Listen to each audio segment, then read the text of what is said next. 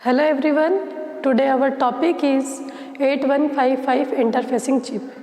8155 interfacing chip एक multipurpose interfacing chip है जिसे स्पेशली जो है 8085 माइक्रो प्रोसेसर के लिए डिज़ाइन किया गया था.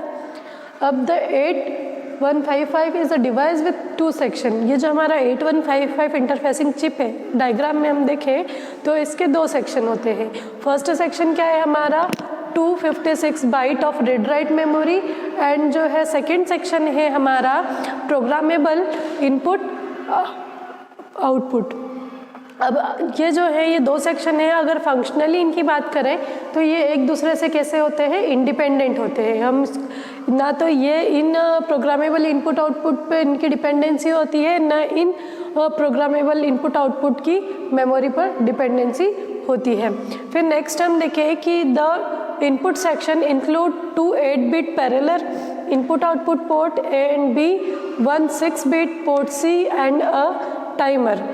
यहाँ देखें हम जो है दो पैरेलल इनपुट आउटपुट मोड है जो कितने हैं 8-bit के हैं. इट मीन्स उसका क्या है एड्रेस क्या है PA0 to PA7 तक, और ये है PAB0 से लेकर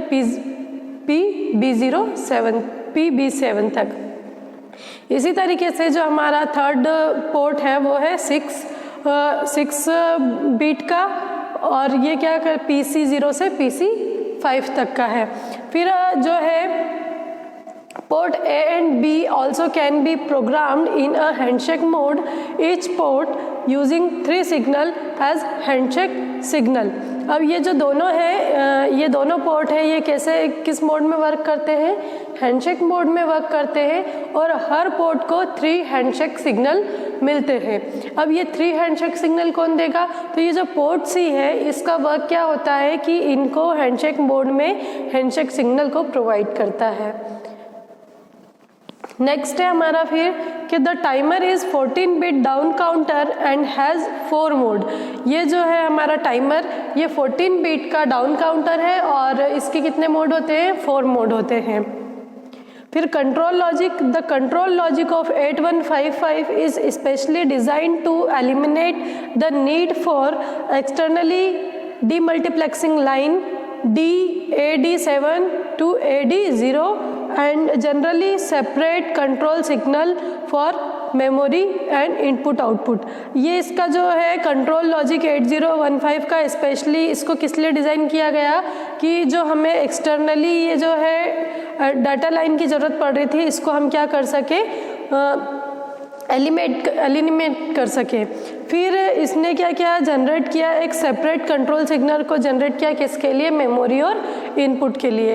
अब यहाँ पर हम ब्लॉक डायग्राम देखेंगे तो ब्लॉक डायग्राम में हमारे पास 256 का क्या है रीड राइट मेमोरी है. ये 3 पोर्ट है, port A, port B and port C. Port A जो है 8-bit का है और पोर्ट B भी जो है 8-bit का है. ये दोनों पोर्ट क्या है एक दूसरे के पैरेलल है. इसके बाद जो पोर्ट C है ये पोर्ट C कितने बिट का है, ये 6-bit का है.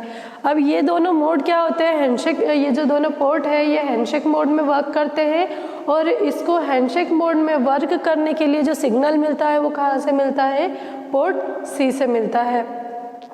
इसके बाद जो ये हमारा टाइमर है ये टाइमर कितने बिट का है, ये 14-bit का टाइमर है. ये कौन सा है, डाउन काउंटर है, और इसके बाद में इसके कितने मोड होते हैं, 4 मोड होते हैं.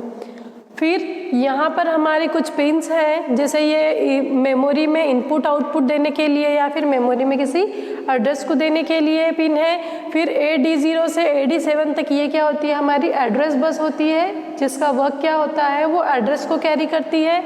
फिर ALE है, इसका फुल फॉर्म होता है एड्रेस लैच इनेबल, जो कि ये लो ऑर्डर एड्रेस होता है. और AD7 से AD0 CE and input output into chip. ये जो है AD7 से AD0 और उसके बाद में इनपुट आउटपुट ये किसके अंदर होता है, इस चिप के अंदर होता है. फिर नेक्स्ट है हमारा रीड. RD का मतलब होता है रीड. मेमोरी में किसी भी इंस्ट्रक्शंस को लिखने के लिए हम इस पिन का यूज़ करते हैं.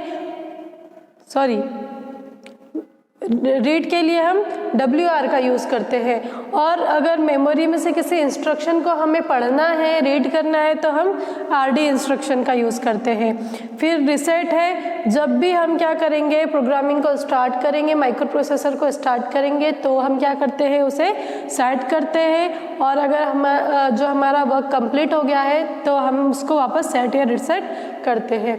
फिर हमारा है टाइम क्लॉक, जिसके थ्रू टाइमर का क्लॉक होता है, और फिर जो है टाइमर आउट है। फिर यहाँ पर हम देखें VCC है, इट मीन्स इसको 5 वोल्ट का यहाँ पर करंट प्रोवाइड करा जाता है, और ये VSS है। इस तरीके से ये जो ब्लॉक डायग्राम है हमारा किसका, 8155 माइक्रो प्रोसेसर का।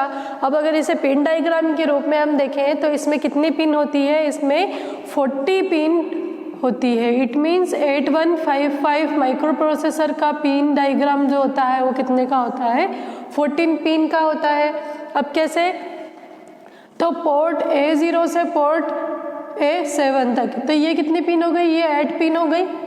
फिर पोर्ट B0 से पोर्ट PBP7 तक, ये 8 पिन इसकी, फिर जो है 6 पिन इसकी हो गई, ठीक है।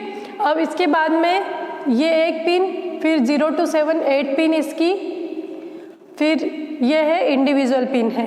तो यहाँ पर हम देखें 22, ये 22 + 8 30, 31, 32, 33, 34, 35, 36, 37, 38, 39 और ये 40। इस तरीके से जो पिन डायग्राम को याद करने का हम जो इजीली हम याद कर सकते हैं, वो किस तरीके से याद कर सकते हैं कि इसका हम ब्लॉक डायग्राम को लर्न कर लें। ब्लॉक डायग्राम में इसकी पिन्स को जो है, जैसे 8 बिट की है तो इसके लिए 8 पिन की नीड होगी, और अगर 6 पिन की है तो 6 पिन की नीड होगी। इस तरीके से ब्लॉक डायग्राम की हेल्प से हम क्या कर सकते हैं, 8155 माइक्रो इंटरफेसिंग चिप का हम पिन डायग्राम भी बना सकते हैं। अब यहाँ पर हम देखें कि CE जो है चिप इनेबल होता है, ये मास्टर चिप होती है जो सिलेक्ट सिग्नल करती है, जो कि हाई ऑर्डर की बस से कनेक्ट होता है। फिर इनपुट आउटपुट जो है सिग्नल लो से, इनपुट आउटपुट मेमोरी में क्या होता है कि जब सिग्नल लो होता है तो ये क्या करता है, मेमोरी सेक्शन को सिलेक्ट करता है, क्योंकि ये देखो एक ही पिन है। अब हमें कब पता चलेगा कि ये इनपुट आउटपुट का वर्क परफॉर्म कर रहा है या मेमोरी का वर्क परफॉर्म कर रहा है, तो जब सिग्नल लो होता है तो ये मेमोरी सेक्शन को सिलेक्ट करता है। अगर ये सिग्नल हाई होगा तो फिर ये क्या करेगा, इनपुट आउटपुट सेक्शन को सिलेक्ट करेगा। तो इस तरीके से हमारे जो 8155 इंटरफेसिंग चिप है वो वर्क करती है, और इसका जो ब्लॉक डायग्राम है वो हमें इसकी पूरी वर्किंग की मैकेनिज्म को बताता है। आई होप आपको आज का वीडियो यूज़फुल लगा होगा। Thank you very much.